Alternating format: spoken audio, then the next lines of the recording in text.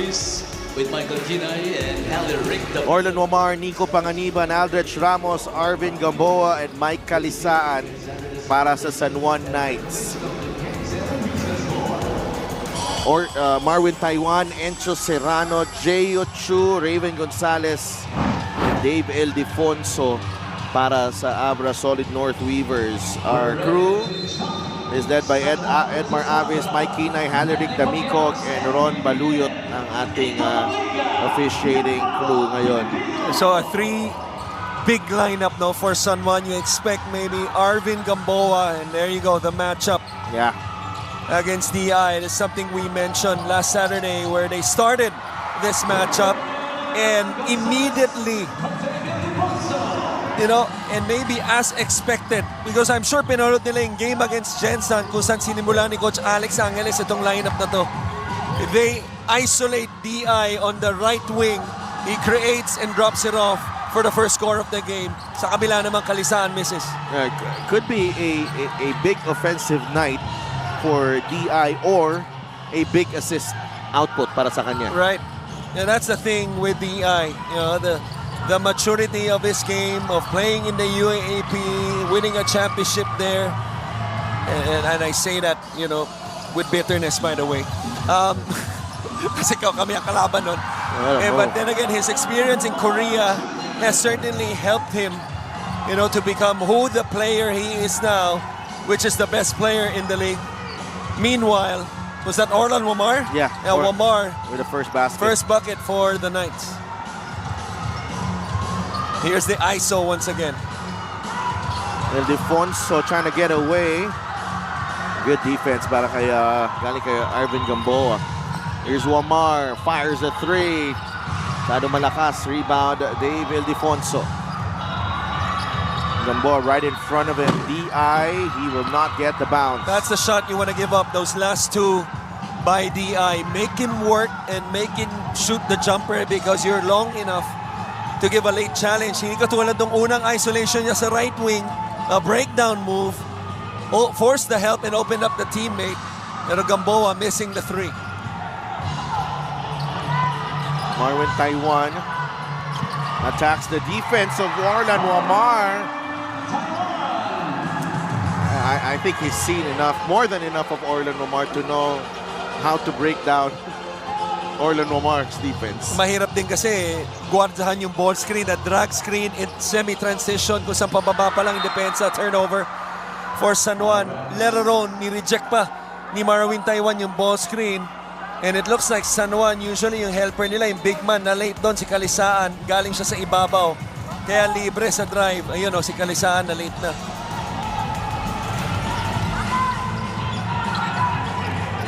Two and a half minutes gone by in this gigantic matchup right now. Weak side is open. Also Jeyo Chu. Yeah. Very methodical how ABRA broke down San Juan right there. That's the thing. You double on the ball screen, kay DI, and then you send a helper to the roller, which is usually a big. That means yung kabila mo, small ang babantay, kaya maliit yung kumuha kay Jeyo Chu doon. Turnover once again. That's back-to-back turnovers here. You see, right here, two big guys. May isa pang malaki, which is Aldrich Ramos. Maliit na yung kumuha kay Jeyo Chu off that off-ball action that cut by the #1 pick. The second straight season #1 pick galing dito sa liga natin. Baltasar and then Jeyo Chu. They go backdoor. He stepped on the... Pushing foul, number 15, Arvin Gamboa's first team foul. The way he plays, akala ko si Arvin Gamboa, si DI, mas maliit kay Arvin Gamboa. Mas malaki pa pala siya. Tama. Jeyo Chu inside, forcing that one. He draws the foul. Well, he thought about the pass because for a while, Raven Gonzalez was open underneath the basket on the right side. But he knew he was inside the paint, was able to create contact, lost his balance, but the officials blew a whistle. This is the foul right here on Aldrich Ramos. Elementary pa lang yata itong si Gio Chu nung prime ni Aldrich Ramos. Can you imagine? With the FEU Tamaraws. He might not have been born. Reynel Hugnatan was already playing professional basketball. For sure. For sure.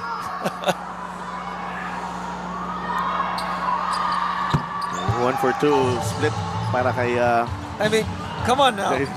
Reynel Hugnatan could be the godfather of my children pag kinasal na sila.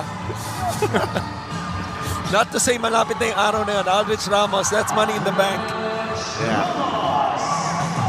Well, I'm in trouble for saying that, by the way, with my wife pag-uwi ko. 7-4 here. Marwin Taiwan. Kalisan stays in there. Jayo Chu trying to dump it to Raven Gonzalez, and look at the two young bigs of ABRA working together. So that's the thing, when you come from a reputable program like Ateneo and LaSalle, those two, even though they are rivals, but in ABRA, they have a good connection. That was the proof. Gamboa for 3. The ball was loose momentarily. Nakuha ni Marwin Taiwan. Here's that drag once again between Taiwan and Gio. Taiwan free throw line jumper won't go. I think this is the first time Nico Panganiban has touched the basketball here. And we've already played 4.5 minutes. Panganiban in trouble. Aldrich with That's a jumper. Or not. Yeah, look good though. Encho. I think it's the first time as well that he's touched the basketball. He's got Taiwan. Raven the push shot. Short rebound. Chu inside. Trying to throw that one down. He misses the dunk. And Taiwan is whistled for the foul. To be honest, happened right in front of us. Not sure where the foul was. But this was returning back the favor, Raven to Gio Chu. The thing is, the favor was unfavorable on that missed dunk. Could not get a grip on that basketball. Panganiban. Atake si Nico. Drop pass. The ball is loose. That will be white ball. I think that was last touch on an ABRA player. They might review this. No, it's the acknowledged na ni Gio Chu last touch niya. Okay. Smart, yeah. Not much success for Arvin Gamboa. So they bring in Villapando. Isang mahaba, no? Na wing na kayang dumipensa rin. Wamar trying to beat the shot clock. Ball is loose. Rebound ni Villapando for 2. I just love this player. Yeah. He never fails to disappoint. Whether he, comes in the fourth group, diba? If there is such a thing. If there's such a thing. They force the turnover. Wamar against Jayo Chu. No good. 4-on-4 the other way. Serrano from the corner. The 3 for the birthday boy, Encho Serrano. What was the infamous line during the 90s na alam mo? Take it. Take it. And rightfully so. Encho Serrano takes the 3. Kala ko magdadalawang isip pa eh. Agaw na naman ba? Oo. It's a 2-on-1 Yun but lang. masyado malakas ang pasa. Serrano saves it only to Villapando. Kalisaan gets it to Wamar. An offensive foul, and that's 3 turnovers already para kay Mike Kalisaan. He is struggling right now. You expect in this type of game, ito si Mike Kalisaan really to make his mark here. 3-point shot is brought to you by Extreme One-Stop Shop Appliances, but he's off to a slow start. To your point, because it's games like this wherein a guy like Kalisan who's been putting up big time numbers, maybe a second mythical team member this season, most likely, right? Wherein you separate yourself from being, a star, an all-star, to the man. Yeah. Right? Because we all know this is Womar's team, no matter what happens. Yeah. But Kalisaan has emerged to be, that reliable sidekick another star in San Juan. So it'll be interesting to see of how he performs tonight. Now the luxury for San Juan is that they do have Dexter Marquez, a slightly smaller version Of Kalisaan. Yeah. Mas mahaba lang yung yung range nito. Mas tumitira ng 3 points pag libre. I'd like to thank LGR, the official outfitter of the MPBL. It's 12-6 here. First 7 minutes of this ball game. You just saw Cristian Garcia, former si RB Mangas, assistant ng San Juan, nakatawagan ng warning. Ang dalawa ni Coach Yong, nakita niyo, Coach Yong, former assistant din ng San Juan yan. Sabi mo nga, maraming subplat sa larong to. Yeah. Alfred Patino is in the game.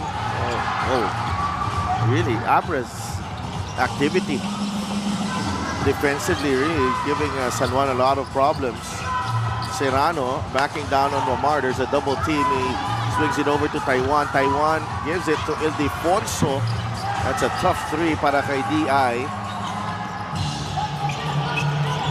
JC Cuellar to Villapando. Now with Wamar. Suyod is in the game. They blitz Wamar. Raul is open. He gives it up the final moment kay Marquez. San Juan is already over the limit. Atake si Encho Serrano. He's got 5 points in the ball game. ABRA is off to a strong start here, holding up well defensively, and then turning to guys like Encho Serrano for some baskets here in the early stages. Always an advantage when you have another guy who can create his own shot. Encho Serrano, making the defense, Cuellar, look easy that time.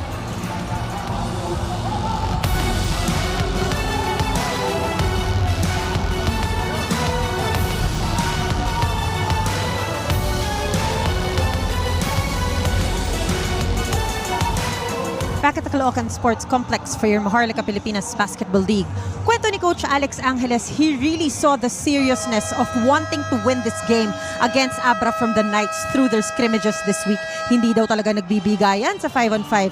Ang theme ni Coach Alex sa dugout, nasaan na ba tayo sa season na to? A question that would definitely be answered by this game. But it's different for Coach Yong Garcia. He cannot help but work with mixed emotions going against the team he called home for most of his career in the pros, because of which he knows the chemistry, knows the players. Some of them that are still here are Wamar, Kalisaan, Marquez, Denison, and Gamboa. Coach Yong will forever be grateful to Senator Jinggoy Estrada for the championship they shared together. But now, he brings this experience to Kong JB Bernos and company to hopefully win the national finals with them. So, Coach Chris. The coaching battle is just, again, one of the many subplots in this ball game, and Coach Alex, he has been tasked to be the to call the shots for this team, and it's not easy. The pressure is definitely there, but ang maganda dito, the tradition in history ng team, may character na, may kultura na yung team pagdating niya dito. Tama, no? And established na eh. Kumbaga yung pundasyon para sa San Juan, but that's not to take away anything from Coach Alex, because to his credit, before coming here, he was a finalist as a coach with Bacoor, as you see, the real superstars of the league. Tatlong yan. Sa kabila naman, for Coach Yong, he was pretty much one of the key people who laid the foundation to this San Juan, championship and winning culture. Tama ka with dyan. Coach Randy. Tama, kasama si Coach Randy Alcantara. And season 2, kung saan sila pumasok, nag-champion kagad. Oo, Game 5. Game 5, obviously unforgettable moment para sa iyo, Coach JV Gayoso, we miss you. And you see Coach Jonathan Banal, another subplot, former coach ng ABRA. Di ba? Bago natin kalimutan. Oo, bago natin kalimutan. The first ever coach. The first ever coach last season. Ano kaya yung tumatakbo sa utak ni Coach Jonathan Banal? Hindi ko nakausap bago ng game eh. Oo. But competitive din yan. Just like any other former player, now coach. Siyempre, gusto rin na Tsaka manalo niya. banal apelido niya. Oo. 14-6. So, isa sa mga subplots na himay na natin. Marami pa po. As the game progresses, rebound ni David Defonso. They have turned Orlan Mamar into a scorer here para dito sa San Juan, but he has not been successful so far. El Defonso against Villapando. The steal by Wamar. Inside. Oh, the pass was delayed. Villapando was actually ahead of the pack already. Cullar, some quick hands and quick feet there. Villapando will attack. He's looking for Marquez sa corner. Nandun si Taiwan. Look at the effort from Abra. That's already the 7th turnover for San Juan. And we're only in the first quarter. A lot of contact there. Serrano. That is last touch on Alfred Batino.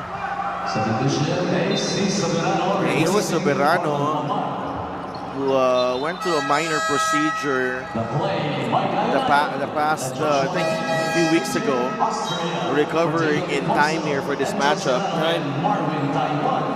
And you would think, no, because we mentioned the turnover story for this game. Abra with 4, San Juan 7 on my count, and yet they're only down by 8, now down by 5. Partially because yung depensa din naman nila is holding up. right. Now, palitan na tao dito. Ayon, Austria, David. Pinasok na dito. Austria inside the paint. Marquez running. Weak side. There you go. Soberano for 3. Oh. Mike Ayon, the former finals MVP. Former champion with San Juan on the floor right now. Ron Denson coming in for Ken Villapando. Ayon family watching in New York. Returning for Raymond Gonzalez. Little pick and pop action. Batino Shot clock 16 late on the seconds. recovery for a guy like Marquez, who was able to take his time, set his feet, and knock it down. Jay Ochu returns for Raven Gonzalez. 8-second differential, game clock and shot clock. Ayon trying to get past Cullar. Mike, jumper, short.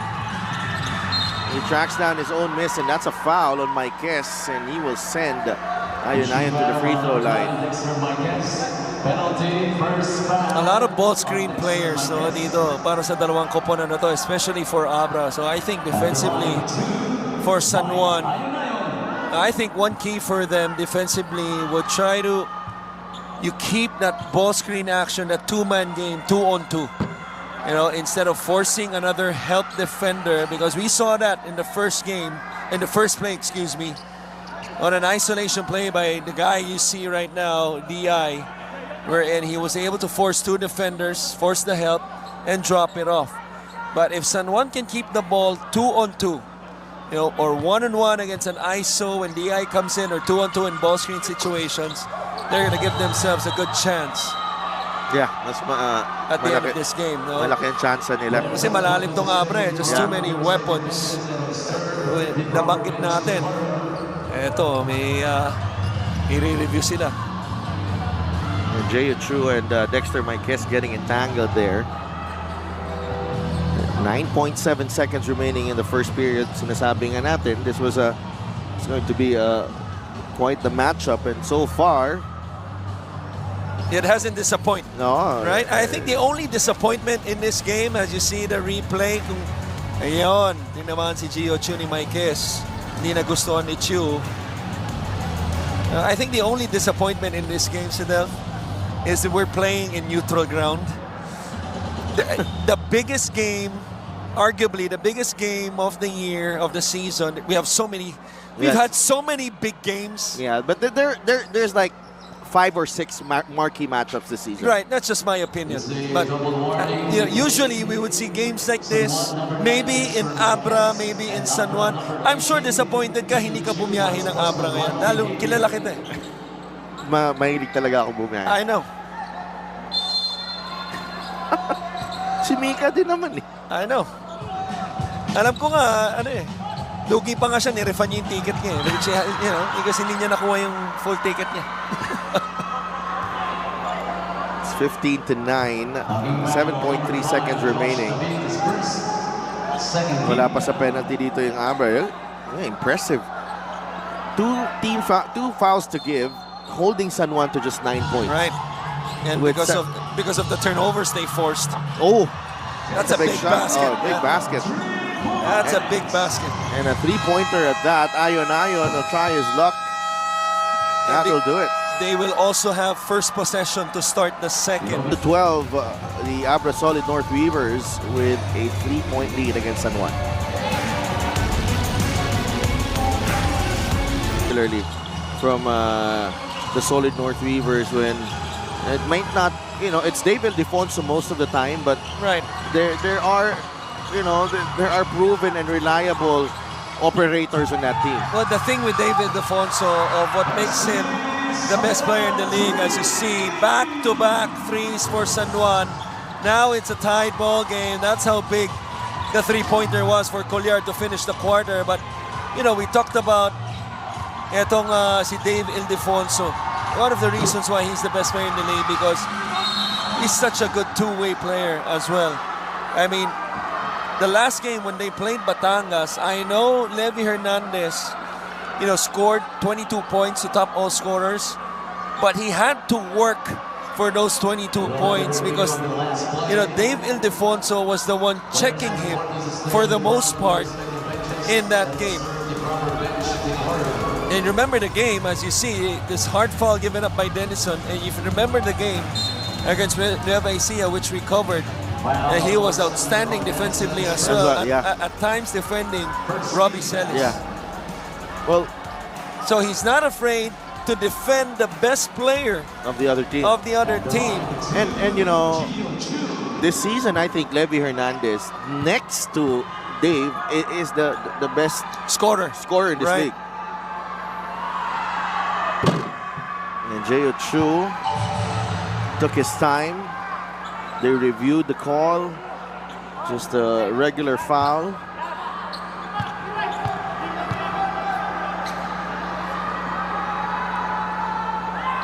And we mentioned, we talked about this in the previous game, how crucial this acquisition of Raul Soyod. We saw that when he defended Batino there. Ayon taps that ball away. What a defensive play by Batino. Just walling up.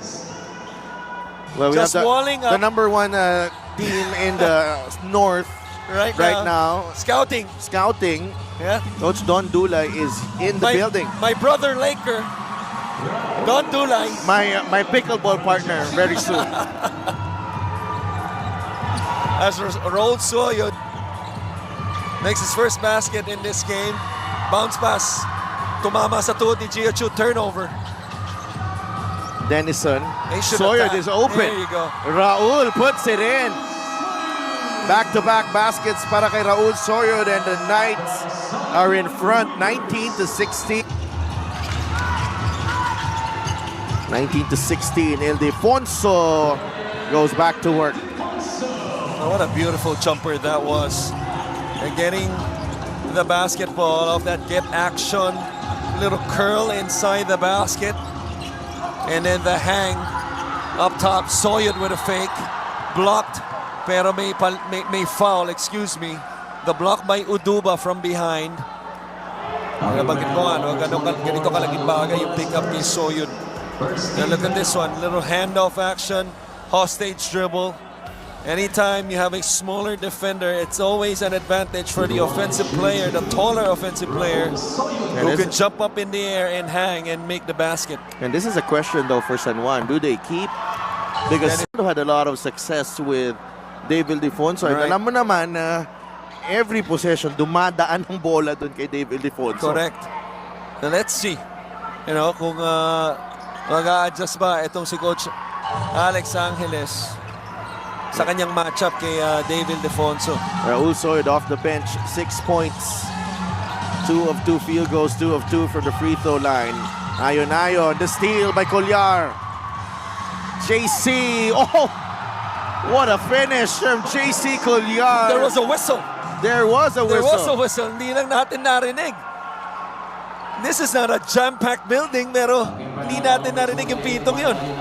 This is the fast break of the game brought to you by Extreme X Pop Personal Karaoke Speaker. Every day karaoke, switching hands. JC Colliar absorbing the contact and banking that one in. The bonus coming up. This is what you like about having a guy like JC Colliar. While offensively, at times, you don't know what you're gonna get, especially considering his outside shooting. But you know you're gonna get 100% of his effort, going strong to the basket and defensively as well. Here's Colliar with the rebound off the tip by Soyud. Maikes Uduba is now in the game. Konting kulay. Yeah. Oh, This was he's been a crucial pickup para sa ABRA during the offseason. Did not start this one. right?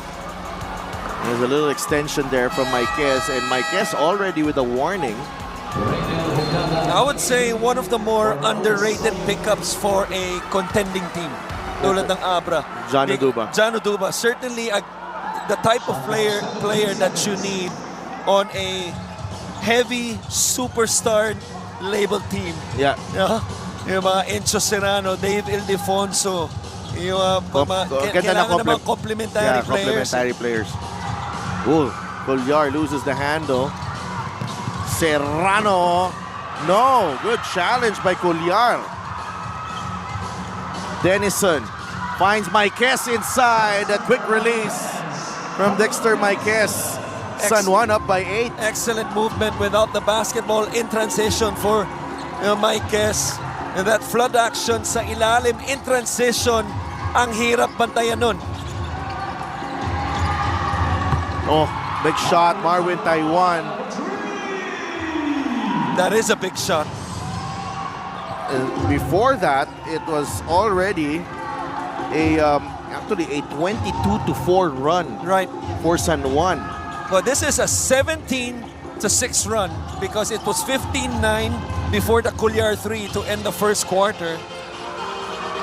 Colliar picks up the loose ball, leaves it to Maikes, who scores in traffic. And that's the luxury pretty much if you have depth in your roster. Mike Calisan, your starting power forward, struggling with turnovers and fouls, and then you bring in Maikes, who's His been clone. outstanding. Yeah. And then may veterano ka pa na Reynel Hugnatan, who's obviously more than capable of producing. And they bring back Villapando here. Nice pass kay JC Colliar. How good has he been? Ito si JC Colliar as he goes back to the bench. Now here's the thing. We talked about yung lalim ng front court nitong ABRA, Batino, Gio Chu, Gonzalez, Ildefonso, 3 off the screen. That is pure money. Only 5 points so far para kay Dave Ildefonso. Yung lalim din ng San Juan sa backcourt. Tama.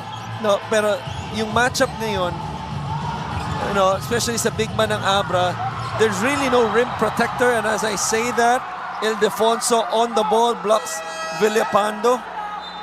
And then they bring in Raven. Ito na si Raven. Right. Look at the block with authority. 7 seconds on the shot clock. Uduba showing a lot of hustle. Both teams just not giving even an inch, even in the passing lanes sa inbound. Uduba and Maikes. Maikes has to be careful. He's already on a warning. He might, be in danger of a technical. May warning siya kanina doon kay Gio Chu. Villapando, I don't think he's aware of the shot clock. Wamar He will is. fire and It looked good. No, look good. from our angle. Pero short, no, tumama sa tip of the rim. 28-24. Abra starters with the exception of Jeo Chu back on the floor now. Villapando with the task. Oh, the steal by Villapando on the crossover. Villapando unable to finish. Did not use the glass. Taiwan, another crucial tap by Villapando. Was not able to read the tag. Yung tao nitong si Encho Serrano. You know, who helped out on the roller na si Gonzalez. Libre doon si Serrano. From strong side to weak side, ends up as a turnover. Turned out to be a good foul because that would have been a potential fast break on the other end. Papasok si Marquis. And a good friend, Reynel Hugnatan, ang babantayan niya. Dalawang veterano. Yeah, trust me, those are two words na hindi alam ng mga players ngayon sa loob. Good friends.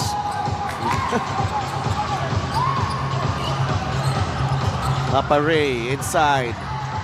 Labas kay Orlan Wamar. That's a foul on Marquis. And Abra, they are now in penalty. Right. Sila naman ang maagang nasa penalty Right. niyan. And that's big. Almost halfway through this quarter. They've been playing aggressive defense. Obviously, itong Abra picking up whole court, pressuring the basketball. Tingnan natin, no, if they would sag off a little bit, maybe go into a zone, who knows. But Wamar misses his first free throw.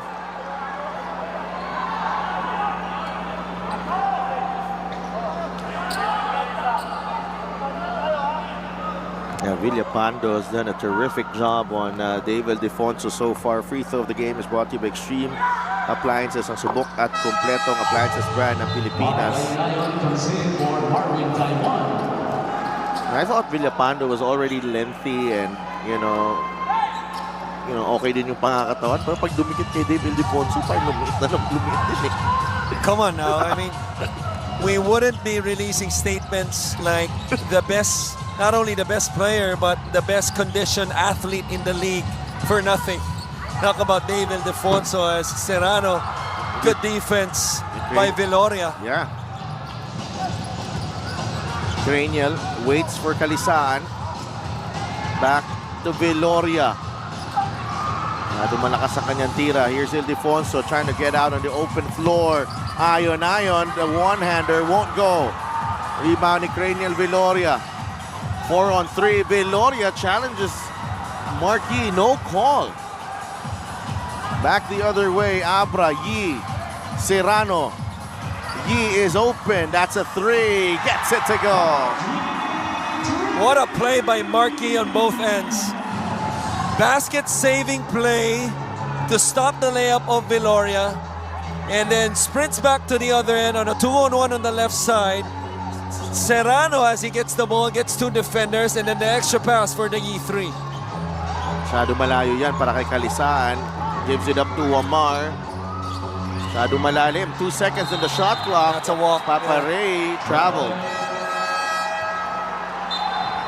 So momentum slowly shifting towards Abra. Here's the play offensively. Marquis to Serrano to Yi. Little ping pong. 3-point shot is brought to you by Extreme One-Stop Shop Appliances. 2-point game. Panganiban is back on the floor. Serrano gets it to Marquis. Another three. Di pumasok this time. Orlan Wamar. Poposte kay Papa Ray. Marquis goes down. There's a foul on that Kalisaan shot. But Wamar had other things in mind. Waiting for the screen, a drag screen. Top of the key, and he sees Kalisaan rolling to the basket. If I'm San Juan, everything has to be at the rim right now. You're forcing Abra over the limit. you know, nakakuha ng konting momentum. Tatawagan ba ng warning o technical? Technical. It might be a technical on Dave. So that's 2 quick ones. Technical foul on ABRA number 1, Dave Ildefonso, for unsportsmanlike behavior. Second infraction. That's the second infraction. Second foul on Dave Ildefonso. So 2 quick fouls on Dave Ildefonso, the personal foul and then the technical. Technical free throw, Orlando Waman Jr. It's a big decision, obviously, para kay Coach Yong. Does he trust his best player inside with 3:32 to go? Or, because, you know, games are won in the second half, you know you're going to need him also, especially down the stretch, anticipating that it will go down the wire. It looks like he will stay in. I don't see anyone running to the scorer's table. Like Kalisaan. Maybe this will get him going. This was the foul right here. That's not a foul, though. That's not a foul. Foul pa rin, sabi mo. Touch I know, foul. but in the magnitude of a game like this, Yeah. I don't know. Yeah, technically, it might be a foul, but I don't know. 32-27. What I do mind, though, is the technical foul, because if you're Ildefonso, you have to be better than that, considering your importance to the game and to the team. Good swing. Serrano for 3. Well challenged by Kalisaan. And here he is. Rim running. Kalisaan. Good challenge by Dave. Even with the 2 fouls, Villapando unable to finish. Oh, what a soft finish, though, by Kalisaan. I don't know why he slowed down, especially seeing Ildefonso in front of him. That's a foul. This is a 4-point swing if Ildefonso hits these 2 free throws. Now, Kalisaan is saying he got hit on the hand. Yeah, but And he might have been. but hindi nabibigay yun with He should have went up stronger, because we've seen him, whether in transition or underneath the basket. finish with force. Yeah, finish with force. 6 points para kay Dave Ildefonso. San Juan up by 4. And 7 rebounds as well.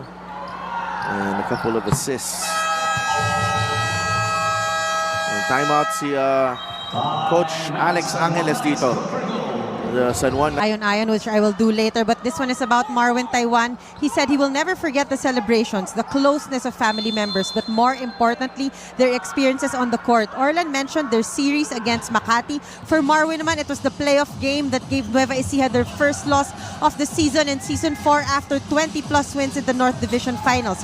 Marwin remembers being one of those that also did well in that game, but Orlan said that he never doubted that one day magtatapat sila sa ganitong paraan. So, Coach Chris. What a reunion in this occasion para dito sa dalawang magagaling na point guards. And Jolo Mendoza in the game. we need him for his shooting, battle for the rebound. One ni Papa Ray, and sa ngayon sa, you know, if you work with someone so often, Right. you know what he's capable of pretty much, and kung anong ceiling niya. Right, and what I like about that report is that Marwin Taiwan always knew that, you know, we mentioned earlier that this is Orlan Womar's team. No matter how good he Was plays, going to be. yeah. I mean, at some point he knew that this game, playing against each other, was coming. As you see, the challenge shot by Villapando over Ildefonso. Panganiban daw with a miss in transition. Kaya lang, offensive rebound of the loose ball, San Juan. Omar against Ayon. That's a poor pass. Kaya masyado malakas. Nathan held on to it for quite some time. Forced into a shot clock violation. Nathan just hit a 3 earlier on the left corner. If he caught that ball, that could have been another 3 and extend the lead to 8. Ganda ng reception kay Ken Villapando pagbalik niya sa bench. has done a marvelous job on Dave Ildefonso. Little floppy action. Mendoza and Ildefonso. Ildefonso misses the three. Ildefonso, 2 of 6 after that shot. Here's San Juan though. Another missed layup. Gamboa dives for that loose ball. They will reset with Orlan Wamar. 8 seconds in the shot clock.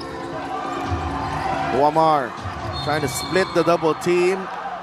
Someone will be called for a foul, and it's going to be Marwin Taiwan. There's a lot of disadvantages when you're a small player, but at the same time, tulad ng huling ginawa niya yung pag-split against us, relatively a small player in Marwin Taiwan. Advantage din yun. Kapag hindi ka ganong kalakihan, nakakalusot ka sa mga maliliit na butas. Something that I'm sure you could relate to. Hindi naman. Inaatrasan ko yung mga ganun. Ibibigay ko na lang. Hindi mo ipipilit? Hindi ko ipipilit. Nanonood sa atin, Ronald Tubit, the Saint. The Saint is watching right Congrats, now. Coach! Yun. Abra calls timeout. They are down by 36-29. Josh David is in the game. Jolo Mendoza, Dave Ildefonso, Raven Gonzalez, and Mark Yee. Dave, jumper, got it. That time went a little closer, using that jab step to his right, 2 dribbles to his left. Again, using his length to shoot over the defender. 3 of 8 from the field, Dave Ildefonso. Ognatan launches, in and out. Fight for the rebound. Last touch ni Mike Calisaan. 19 seconds remaining. Bola ng Abra.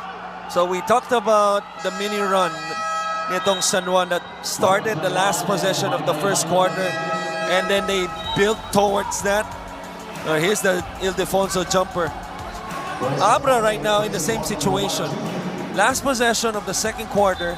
They score here. They could trim the lead down to 1 possession. Start of the third, they will have first possession. Fouls to give. Yeah, smart foul given up by Reynel Ognatan. It was a little too early for me though. It looks like San Juan ball to start the third. No, it's pointing towards the court of Abra? The court of Abra. Or Kung kanino nakaturo yung possession ngayon yun ang sa Abra, yan. So it's gonna switch later since magsuswitch ng courts. Ildefonso, both teams in penalty now. Dave. Look at the triple team on Dave Ildefonso. Finds David for 3. Too strong. That's a big miss. That's a big miss. But then again, it's only a 5-point game. We'll be right back.